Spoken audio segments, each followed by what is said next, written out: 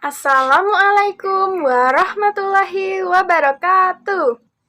Halo anak-anakku semua, sebelum kita belajar pada hari ini, kita berdoa terlebih dahulu ya. Nah, sekarang doanya ibu yang pimpin ya. Berdoa dimulai. Selesai. Anak-anakku semua, bagaimana kabarnya hari ini? Ibu guru harap anak-anak selalu dalam keadaan sehat ya. Nah, untuk presensi atau absensi pada hari ini, anak-anak bisa mengisi lewat link Google Form yang sudah Ibu share di WhatsApp grup ya. Nah, biar lebih semangat, sebelum memulai pembelajaran pada hari ini, kita tepuk semangat terlebih dahulu ya. 1, 2, 3. Tepuk semangat. Semangat.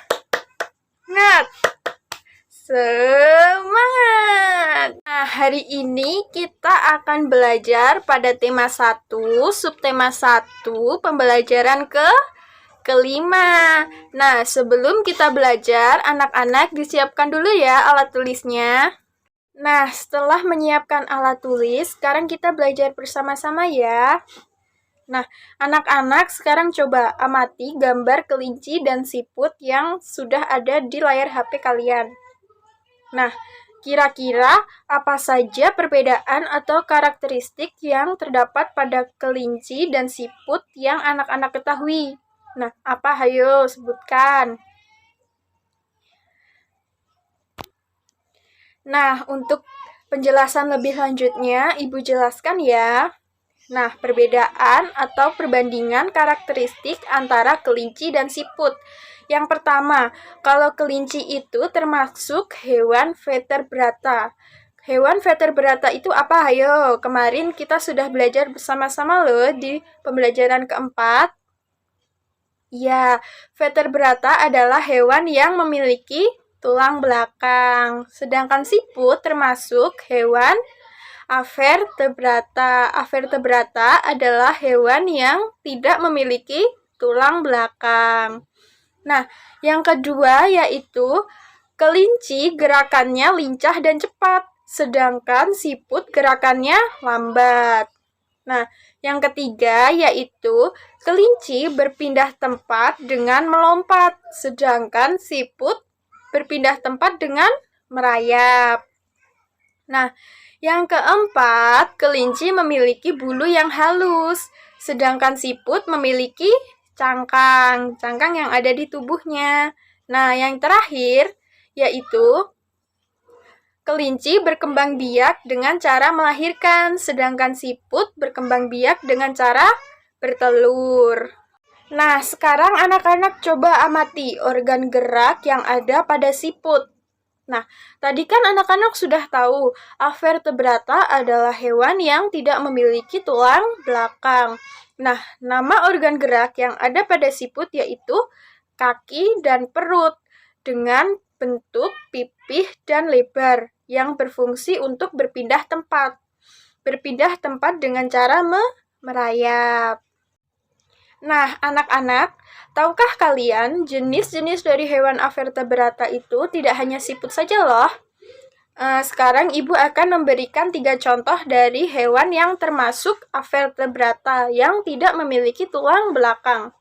Yang pertama yaitu ada belalang. Nama organ gerak dari belalang yaitu kaki dan sayap. Nah, fungsinya kakinya untuk melompat, sedangkan sayap untuk terbang. Nah, yang kedua yaitu ada hewan cacing. Nama organ geraknya yaitu otot yang ada di seluruh tubuhnya. Nah, hewan yang ketiga yaitu ubur-ubur. Nah, kira-kira apa ya nama organ gerak yang ada di ubur-ubur? Ya, benar. Nama organ gerak yang ada di ubur-ubur yaitu tentakel yang berfungsi untuk berpindah tempat dan melindungi diri dari serangan musuh. Nah, sekarang coba anak-anak coba menggambar salah satu jenis hewan avertebrata di buku tulis anak-anak masing-masing ya. Digambar secara sederhana pun tidak apa-apa. Nanti hasilnya difotokan, dikirim di grup ya. Nanti teman-teman yang lain kirimkan pendapat kalian mengenai gambar dari teman-teman kalian ya. Nah, anak-anak sekarang coba dibuka bukunya halaman 44. Di sini ada bacaan siput bukanlah hewan lemah. Nah, sebelum kita membaca bacaan ini, Ibu guru mau bertanya, apa sih yang dimaksud dengan ide pokok? Ya, ide pokok adalah kalimat utama yang terdapat pada setiap paragraf. Benar. Nah, yang kedua, apa sih kalimat pengembang? Ya, kalimat pengembang adalah kalimat yang berfungsi untuk menjelaskan kalimat utama atau ide pokok. Jadi, di setiap paragraf pasti ada ide pokok dan kalimat pengembangnya. Nah, sekarang Ibu bacakan, anak-anak simak ya. Siput bukanlah hewan lemah. Siput, menurut sebagian orang, dianggap sebagai hewan yang lamban dan menjijikkan. Bahkan karena gerakannya yang lamban, tidak jarang orang-orang membandingkannya dengan kelinci. Siput juga dianggap menjijikan karena tubuhnya yang penuh lendir. Nah, anak-anak kira-kira di paragraf pertama ini ide pokoknya yang mana ya? Ya, ide pokoknya yaitu siput menurut sebagian orang dianggap sebagai hewan yang lamban dan menjijikkan. Ini terdapat pada kalimat pertama sampai titik. Ini termasuk ide pokok. Nah, untuk kalimat pengembangnya, yaitu dari bahkan sampai penuh lendir ini ya, ini termasuk dari kalimat pengembang. Nah, sekarang Ibu akan membacakan paragraf kedua sampai paragraf terakhir. Nanti anak-anak tentukan ide pokoknya dan kalimat pengembangnya ya, ditulis. Lalu nanti difotokan, dikirim ke Ibu, ya. Sebenarnya, siput memiliki kelebihan dan keistimewaan. Kelebihan dan keistimewaan siput ini merupakan karunia Tuhan yang tidak dimiliki oleh hewan-hewan lain. Apa saja kelebihan dan keistimewaan hewan tersebut? Nah, siput merupakan hewan yang berjasa dalam penguraian serpihan daun-daunan. Kenapa berjasa? Karena siput memakan daun-daunan dan menjadikannya bagian-bagian yang kecil atau serpihan, sehingga mudah untuk diuraikan oleh bakteri pengurai.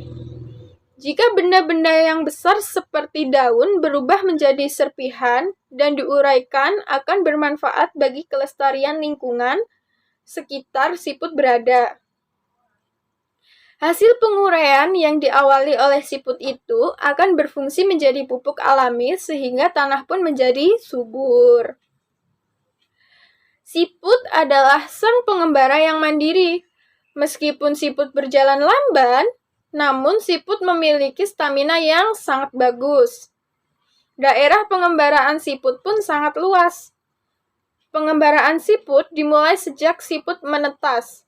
Setelah menetas, siput langsung mandiri. Siput tidak lagi terikat dan bergantung pada induknya. Siput memiliki pertahanan diri yang baik dalam beradaptasi dengan lingkungan dan mempertahankan diri dari serangan predator. Meskipun tubuhnya lunak, namun tubuh siput memiliki lendir. Lendir ini berfungsi sebagai minyak, pelumas, dan pelindung bagi tubuhnya ketika berjalan di permukaan. Jalan sekasar apapun dan seterjal apapun akan mudah dilalui tanpa tubuhnya terluka. Selain itu, siput juga dikaruniai Tuhan dengan cangkang. Cangkang ini berfungsi sebagai rumah yang memberikan kenyamanan dan keamanan bagi tubuhnya. Cangkang juga berfungsi sebagai tempat persembunyian ketika ia terancam oleh lingkungan atau predator. Meski terik panas ataupun hujan, siput tetap bisa nyaman dan aman dengan cangkangnya. Predator pun akan kebingungan untuk memangsa siput karena tubuhnya terlindungi oleh cangkang yang keras. Jadi, siput bukanlah hewan yang lemah. Siput adalah hewan istimewa yang memiliki banyak kelebihan. Siput diciptakan oleh Tuhan dengan kekurangan sekaligus dengan kelebihan. Begitu juga dengan manusia, diciptakan Tuhan dengan kelebihan dan kekurangan. Oleh karena itu, kamu tidak boleh menyombongkan diri dengan kelebihan yang kamu miliki.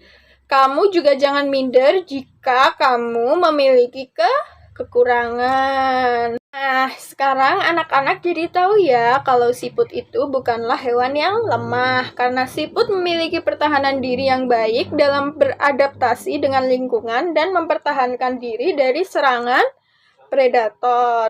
Jadi kita tidak boleh meremehkan hal-hal yang kita anggap kecil atau yang kita anggap tidak berarti apa-apa karena bisa saja hal-hal itu merupakan hal-hal yang besar tanpa kita ketahui.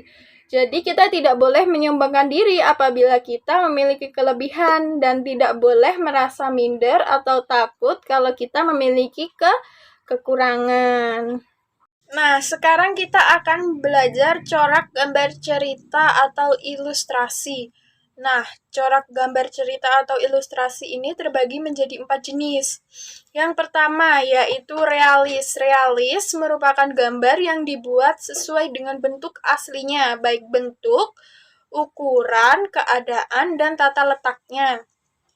Jadi misalkan anak-anak mau menggambarkan pemandangan yang ada sawahnya. Jadi anak-anak nanti menggambarkannya sesuai dengan keadaan yang ada di pemandangan tersebut. Nah, di sini Ibu memiliki contoh yaitu lukisan yang berjudul Singa Memamerkan Taringnya karya Raden Saleh. Nah, ini merupakan salah satu karya dari Raden Saleh karena banyak sekali karya dari Raden Saleh. Nah, corak gambar cerita yang kedua yaitu karikatur. Karikatur merupakan gambar yang melebih-lebihkan, mengubah dari objek aslinya dengan karakter yang lucu dan aneh. Nah, karikatur ini biasanya berisi sebuah sindiran atau kritikan untuk seseorang. Nah, anak-anak sekarang coba lihat di gambar yang ada di layar HP anak-anak. Di situ, di bagian karikatur ada tulisan, Astagfirullah pada lupa, apa kalau kebersihan sebagian dari iman. Nah, maksud dari karikatur itu menyindir orang-orang yang suka membuang sampah sembarangan. Padahal, kalau kita membuang sampah di tempatnya, lingkungan akan menjadi bersih dan kebersihan merupakan sebagian dari iman. Nah, cara gambar cerita yang ketiga yaitu ada kartun. Kartun merupakan gambar yang berfungsi untuk menghibur, dapat berupa tokoh hewan atau tokoh manusia. Nah, kartun tidak hanya berfungsi untuk menghibur, kadang pula gambar kartun memiliki makna dalam kehidupan sehari-hari. Nah, contoh yang ada pada layar HP anak-anak sekalian yaitu ada gambar Tom and Jerry. Nah, ini merupakan contoh tokoh dari binatang. Nah, kalau tokoh dari manusia, anak-anak bisa menggambarkan misalnya Upin Ipin atau Nusa dan Rara atau yang lainnya. Nah, corak gambar cerita yang terakhir yaitu ada dekoratif. Dekoratif adalah gambar yang disajikan dengan mengubah bentuk objek aslinya tanpa merubah ciri khasnya. Nah, sekarang contohnya di sini ada gambar seekor ikan. Nah, misalnya seekor ikannya itu aslinya berwarna kuning. Jadi anak-anak mau mengubahnya atau mendekornya jadi warna pink atau warna yang lainnya. Itu jadi termasuk gambar dekoratif. Nah, itu tadi 4 jenis corak gambar cerita atau ilustrasi. Sekarang kita simpulkan pembelajaran yang sudah kita pelajari bersama-sama pada hari ini ya. Yang pertama, kita sudah belajar mengenai apa? Ayo. Ya, mengenai hewan avertebrata dan jenis-jenis hewan avertebrata. Nah, yang kedua, kita juga sudah mempelajari ide pokok dan kalimat pengembang dari bacaan siput bukanlah hewan yang lemah. Nah, yang terakhir tadi, kita sudah mempelajari mengenai jenis corak gambar cerita atau ilustrasi. Nah, corak gambar cerita tadi ada berapa jenisnya? Ayo. Ya, ada 4. Yang pertama yaitu ada realis, karikatur, kartun, dan dekoratif. Sekian pembelajaran pada hari ini. Anak-anak tetap jaga kesehatan dan jangan lupa memakai masker ya. Dan jangan lupa tugasnya dikerjakan tepat waktu. Nah, sebelum kita mengakhiri pembelajaran pada hari ini, kita tutup pembelajaran hari ini dengan membaca hamdalah bersama-sama. Alhamdulillahirabbil alamin. Sekian dari Ibu. Wassalamualaikum warahmatullahi wabarakatuh.